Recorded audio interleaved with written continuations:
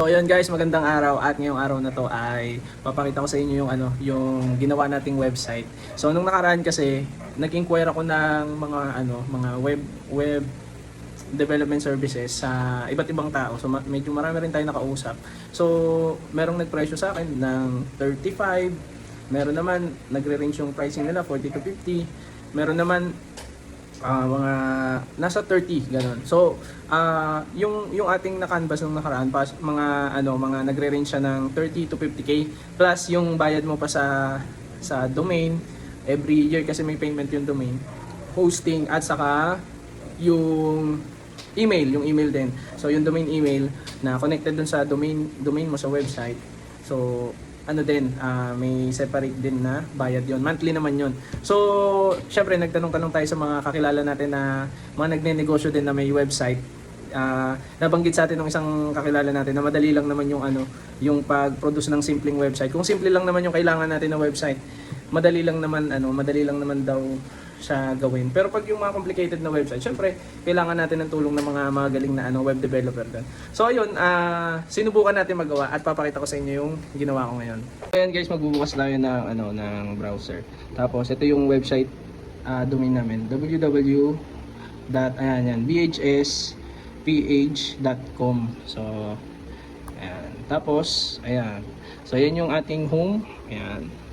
Yung ginawa nating website. Kakatapos ko lang kasi nito guys. So sa home natin, syempre mayroong mga brief introduction about sa services, sa products, saka sa mga previous projects and clients na na-cater before. Ayan. Tapos pag kinlik mo yan, may mga link diyan, i-direct ka dun sa sa products, sa services, saka yung mga previous project. Tapos meron din yung yung about sa introduction ng company. So dito meron tayong mga tab dito, yung company. Ayan, yan yung mga ginawa natin. Ano lang naman to, simpleng info na website. So para mas makilala tayo ng client. So kaya nag-produce tayo ng website na to. At syempre pag may business talaga, sa panahon ngayon mostly online na kasi. So para ma-check ng iba't ibang mga client na kinikater natin yung about sa company natin. So ayan, yung ating about sa company. Tapos nilagay na rin natin yung mga government certification. So meron pa tayong mga government certificate para sa mga contractor na inaasikaso na rin po natin ngayon. And later on, ilalagay din po natin dyan.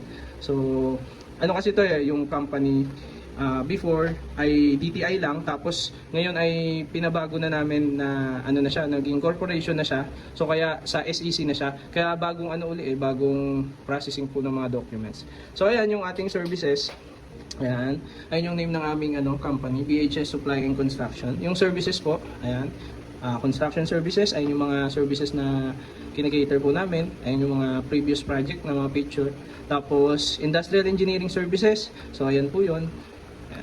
Marami po 'yan. Yan kasi ang dating specialized talaga namin yung industrial engineering services.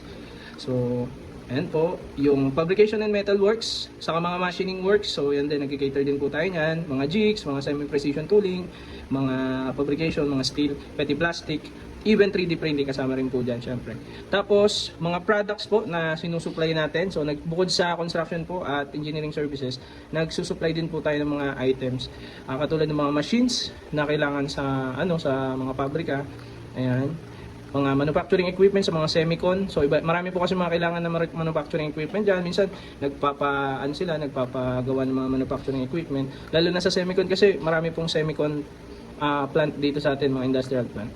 Tapos racking and container offices, yan, nagsusupply din po tayo niyan ng mga racks.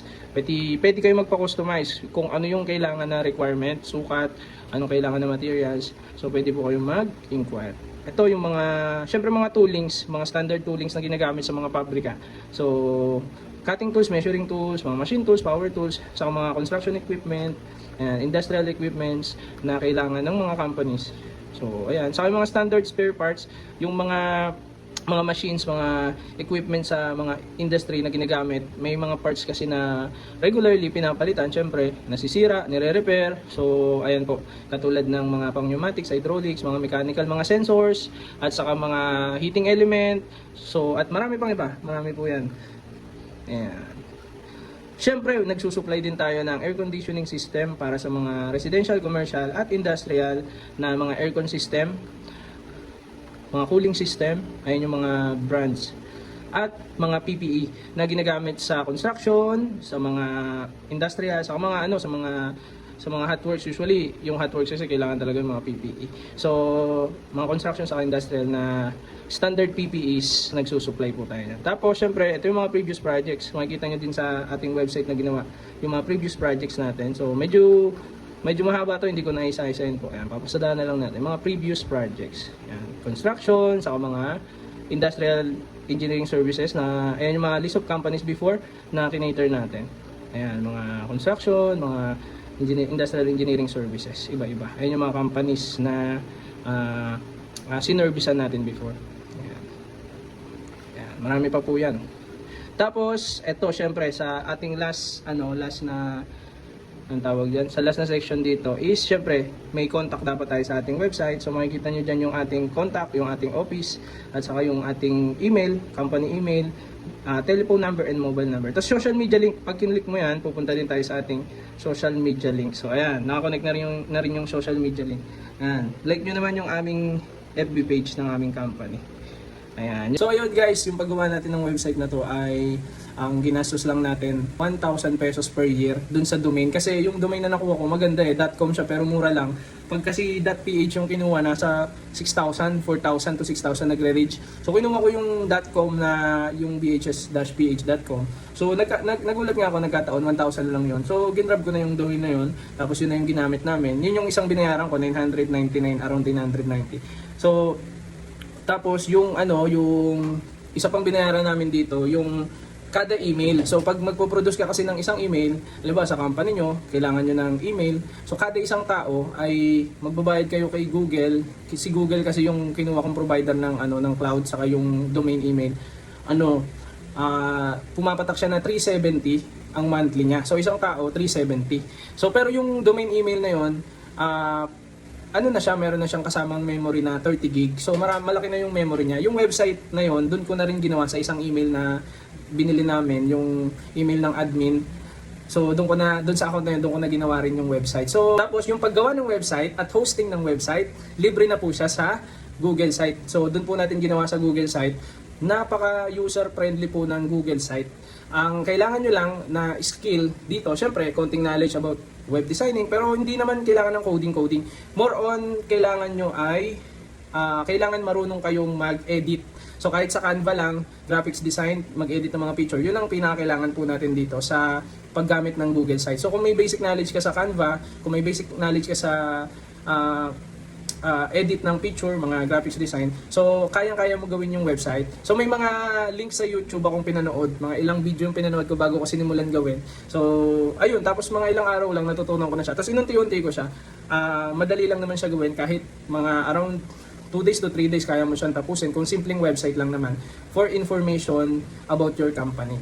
So, pero pag mga website siya na kailangan mo nang gumawa ng account, magbebenta ka ng product, tapos may mga payment transaction, ibang usapan na po yun kasi mga mas advanced feature na po yun eh. So, yun na yung medyo kailangan mo na ng konting technical expertise ng mga mga galing na web developer. So doon na kailangan natin mag-consult. Pag mga ganun na yung kailangan nating website. Pero kung for information lang, yung website nyo, para at least yung client ay makita na meron kayong professional website, makita na meron kayong presence online. So okay na rin pang simula po yung yung paggamit ng Google site. So para sa mga nagbe-business po dyan. So yun lang po, and God bless guys.